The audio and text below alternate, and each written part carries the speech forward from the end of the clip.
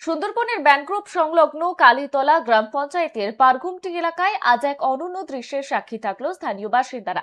রাজ্যে ক্ষমতায় পরিবর্তনের পর দীর্ঘ 15 বছরের পুঞ্জীভূত যন্ত্রণার অবসান ঘটিয়ে পারগুমটি মিতালি সংঘের মাঠে ঘটা করে কালী পুজো দিলেন বিজেপি কর্মীরা। বিশেষ করে 250 নম্বর বুথের কর্মী এবং প্রাক্তন পঞ্চায়েত সদস্য নিতাই পদ রায়ের নেতৃত্বে একঝাঁক কর্মী এদিন মাথা মুন্ডন করে মায়ের চরণে আরতি করেন। এই পুজোর নেপথ্যে রয়েছে এক মর্মান্তিক লড়াইয়ের কাহিনী। 2011 সালের 2রা জুলাই তৃণমূল জমানার শুরুতেই রাজনৈতিক প্রতিহিংসার শিকার হয়েছিলেন তৎকালীন পঞ্চায়েত সদস্য নিতাই পদ রায়। আর স্কুল থেকে ফেরার পথে তাকে এবং তার ছেলে দীনবন্ধু রায়কে আক্রমণ করা হয়েছিল বলে অভিযোগ উঠেছে। প্রাণ বাঁচাতে সেই বর্ষার রাতে উত্তাল নদীতে ঝাঁপ দিয়েছিলেন পিতা এবং পুত্র। রাত 1টা পর্যন্ত সুন্দরবনের বাঘে কুমিরের ডেরায় ঘাপটি মেরে লুকিয়ে থেকে তবেই প্রাণ ফিরে পেয়েছিলেন তারা। আর সেই রাতেই নিতাই মানত করেছিলেন যেদিন এই স্বৈরাচারী শাসনের অবসান ঘটবে সেদিনই ন্যাড়া হয়ে মায়ের পুজো দেবেন তিনি। এদিন মিতালির সংঘের মাঠে হাজারো মানুষের জমায়েতে আবেগপ্রবণ হয়ে পড়েন নিতাই পদ রায়। এদিন পারগুমটি মিতালির সংঘের মাঠে এক বিশেষ অনুষ্ঠানের আয়োজন করা হয়। সেখানে উপস্থিত ছিলেন ভারতীয় জনতা পার্টির জেলা এবং ব্লক স্তরের অসংখ্য কার্যকর্তা। তৃণমূল জমানার সেই নির্মম অত্যাচারের বিরুদ্ধে লড়াই চালিয়ে যাবার শপথ নিয়েছিলেন নিতাই পদ রায়। মনে মনে মানত করেছিলেন তিনি রাজ্যে যেদিন পরিবর্তন আসবে এবং বিজেপি সরকার গড়বে সেদিনই তিনি মাথা মুন্ডন করে মায়ের পুজো দেবেন। অবশেষে 2026 রাজ্যে বিজেপি সরকার ক্ষমতায় আসতেই সেই মানত পূরণ করলেন তিনি।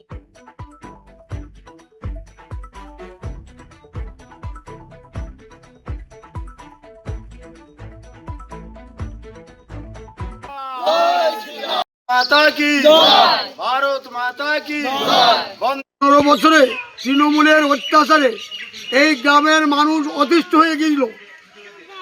আমফানের টাকা আয়লার টাকার জন্য কালীতলা বাজারে 2রা জুলাই ওখানে আমাকে মার্ডার করার জন্য সামাল মণ্ডলের গুন্ডা বাহিনীরা আমাকে আমার আক্রমণ করে।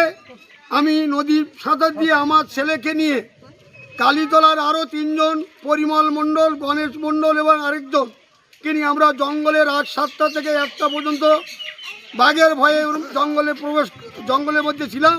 তারপর রাত্রি আছে এই হিংস্র তাণ্ডব চলেছে দীর্ঘদিন ধরে। মানুষের আয়লার চাল পর্যন্ত কেড়ে নিয়েছে। ঘরের টাকা এখান থেকে যাদের টাকা তাদের না দিয়ে তারা নেতারা ভাগ করে নিয়েছে। এর জন্য আমি মানসিক করেছিলাম যে এই সরকার যদি পতন হয় তাহলে আমি 7 দিনের মধ্যে মিতালির সঙ্গে কালী পূজা দেব মাথা মুন্ডুক করে। তাই আজ আমাদের এই জয়, ভারত মাতার জয়। 25শে বৈশাখ 2009 আমাদের পশ্চিমবাংলার নতুন সূর্যোদয় হয়েছে। আমাদের ভারত বিজেপি সরকারের মন্ত্রিসভা গঠন হয়ে গেছে। এই জন্য আজ আমাদের এই মাথা মুন্ডুক করে আমার সাথে আছে অগণিত মানুষ। আমাদের পূজনীয় দাদা নকুল মণ্ডল, তিনিও তার মাথার থেকে চাল কেড়ে নিয়েছিল, আয়লার চাল, ঘরের টাকা বন্ধ করা, নানান অত্যাচারের জন্য আজকে আমরা মাথা মুন্ডক করেছি। আপনার নাম? এই তৃণমূলের দুর্নীতি, অপশাসন, অরাজকতা সাধারণ মানুষ, বিশেষ করে বিজেপি মানুষ যারা করতো তাদের উপরে অত্যাচার, সেই অত্যাচারের বিরুদ্ধে আমরা আজ শান্ত এবং একটা সুস্থ সরকার পেয়েছি এবং এই সরকার পাওয়ার জন্যে সবসময় চিন্তা করতাম। তাই সেই সরকারকে আমরা পেয়েছি যে ভারতবর্ষের গোটা বিশ্বের। আপনি কেন ন্যাড়া হয়েছে? আজ আমরা দুর্নীতি থেকে মুক্তি হয়েছি, প্লাস আমরা যে কোলে ছেলে যারা বাইরে কাজ করতো তারা পরিচয় সঙ্গীরা বাড়ি ফিরতে পেরেছে, সেই জন্য আজকে আমরা খুব খুশি। এই ক্লাবটা যে এত বছর ধরে পুজো পার্বণ হতো, দুর্নীতির কারণে আজ ক্লাব বন্ধ। ছেলেরা ক্লাবে খেলাধুলা করতে পারে না, কিচ্ছু পারে না।